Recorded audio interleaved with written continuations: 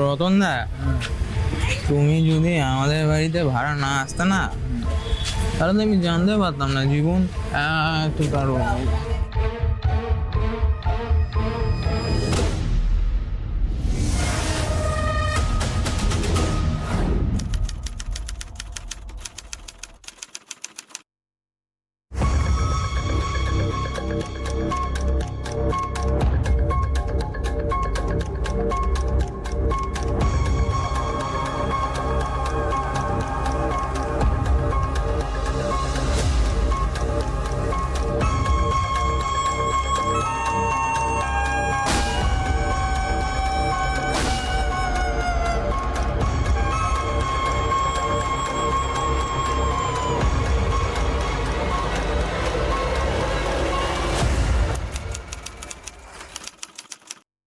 একজন আপাতমস্তক প্রতারক ব্যক্তি যখন প্রতারণা করবে বলে মনস্থির করে, তখন সে আর কোনো কিছুই তার কাছে গুরুত্ব পায় না।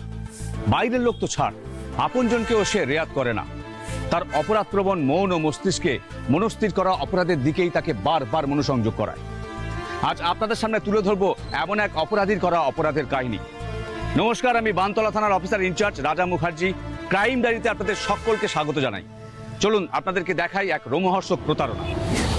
স্যার আসবো? হ্যাঁ এসো।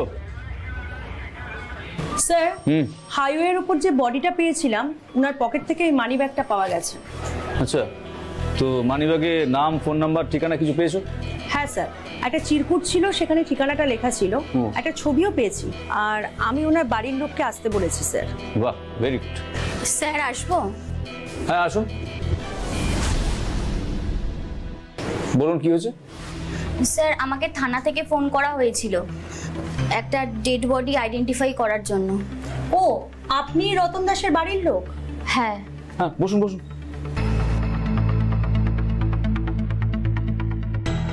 দেখুন, বডিটা হাসপাতালে নিয়ে যাওয়া হয়েছে পোস্টমর্টমের জন্য।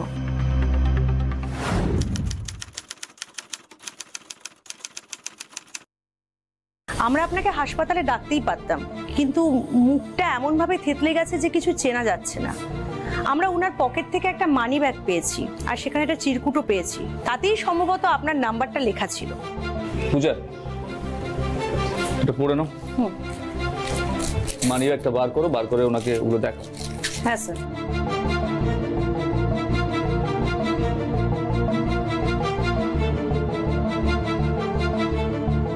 এই ছবিটা, আচ্ছা এই হাতের লেখাটা কি ওনার? হ্যাঁ, তবে ম্যাডাম একটা কথা বলবো আপনাকে, এটা যদি সত্যি ও ডেড বডি হয়ে থাকে তাহলে আমি অন্তত খুব খুশি হব। কি বলছেনটা কি? আপনার পরিবারের একজন মারা গেছে, আপনি শুনে সেটা বলছেন খুশি হয়েছে? যে ব্যক্তির কথা বলছেন, একবার আপনাদের রেকর্ড বইটা চেক করে দেখুন, ওর নামে কতগুলো কেস ফাইল করা আছে। ও শুধু লোকের ক্ষতি করেনি, নিজের পরিবারেরও ক্ষতি করেছে। কি ব্যাপারটা একটু খুলে বলুন তো। বাড়িতে কেউ আছেন? দরজাটা খুলুন।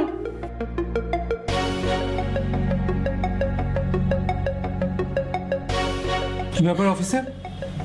আপনার ছোট ভাই রতন দাস, তাই তো?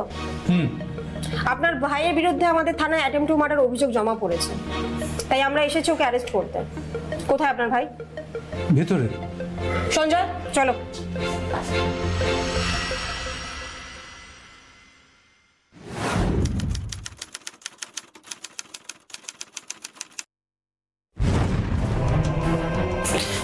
আরে আমি কিছু করিনি ম্যাডাম।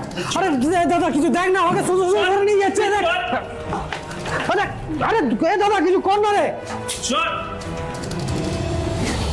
বানতলা অঞ্চলের 3 ভাইয়ের পরিবারে রতন ছিল সবথেকে ছোট। এলাকার উঠতি মোস্তানদের তালিকায় তার নাম ছিল প্রথমে। ছোটখাটো অপরাধের সঙ্গেও তার নাম জড়িত ছিল।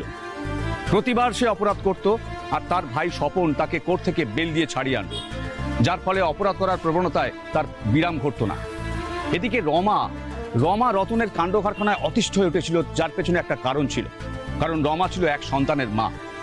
যাই হোক, স্বপন প্রতিবার কোর্ট থেকে তাকে ছাড়িয়ে আনলেও এবার কিন্তু রতনকে আর ছাড়তে পারল না, কারণ অ্যাটেম্পট টু মার্ডার কেসে রতনের 6 মাসের জেল হয়ে গেল। 6 মাস পরে সে বাড়িতে ফিরল বটে, কিন্তু তারপর বাড়িতে ফিরে কি করলো চলুন দেখি। তোমরা কি মুখ বন্ধ করে বসে থাকবে নাকি ওকে কিছু বলবে? আজ শুধুমাত্র ওর জন্য বাড়িতে রাত বেরাতে পুলিশ আসছে। আত্মীয় স্বজন পাড়া প্রতিবেশী কোথাও মুখ দেখাতে পারছি না।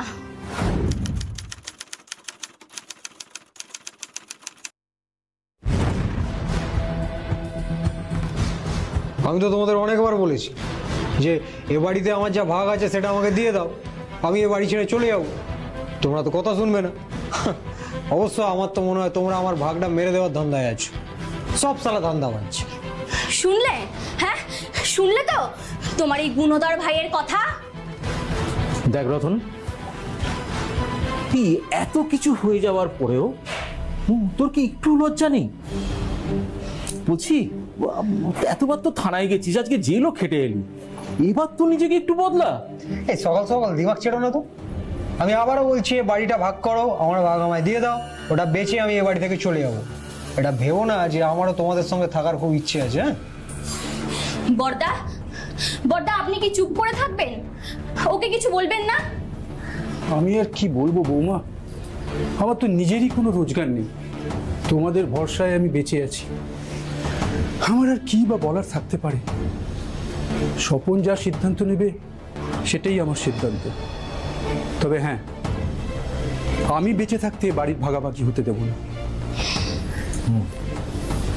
আমি দাদার সঙ্গে একমত। আমিও চাই না এবারের কোনো ভাগাভাগি হোক, আমাদের ভাইদের মধ্যে কোনো ভাগাভাগি হোক। তার মানে ব্যাপারটা কি দাঁড়ালো? 2:1। আমি জানতাম এটাই হবে।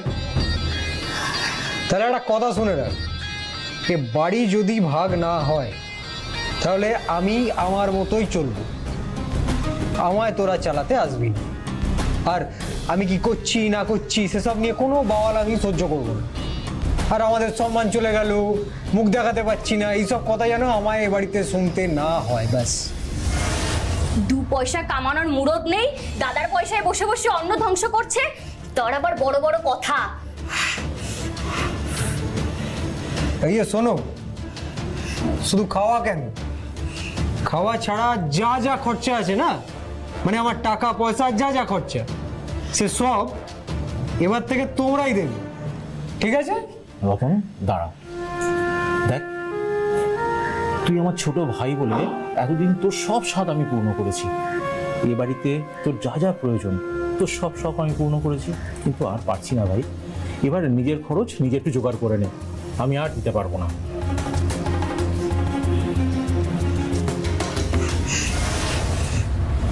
মামা বলছি, ছেলেটা জেল খেটে এসছে, ওখানে কিছু হয়তো ভালো করে খেতে পায়নি, তুমি আজ ওকে একটু ভালো মন্দ কিছু খেতে দিই। আমরা 3 ভাই আজকে একসঙ্গে খেতে বসবো। হ্যাঁ